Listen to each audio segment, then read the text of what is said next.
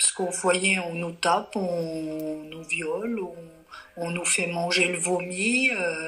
Il y a un éducateur, il s'est même pendu, tellement il nous faisait du mal et il voulait plus. Il fallait que je mange tout mon vomi.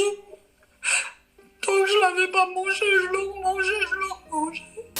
Je suis à table en train d'essayer de manger. Le repas, c'était, j'oublierai jamais, steak frites avec des fraises. Et il y a un chien, un gros chien, il vient et il bave. Et l'éducatrice, elle vient vers nous, elle nous ordonne de manger.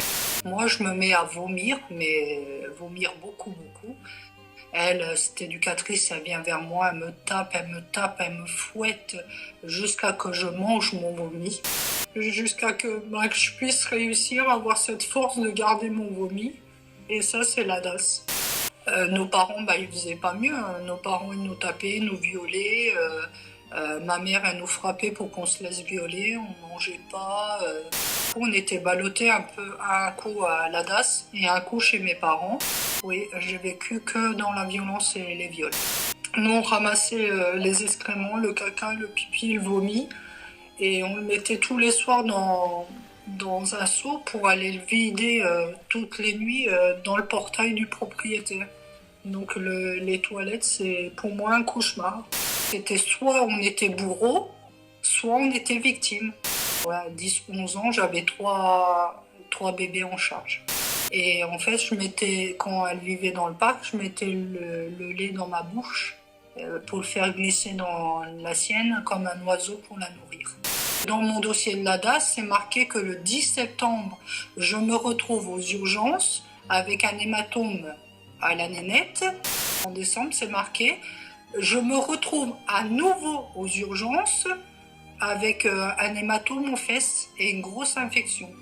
Il y a des preuves dans le dossier comme quoi on est victime, double victime, et en fait, ils nous redonnent à nos parents. Ça se passe entre mes parents, et en fait, ils nous redonnent. Et c'est le procureur et le juge des enfants qui décident de nous redonner à chaque fois à nos bourreaux.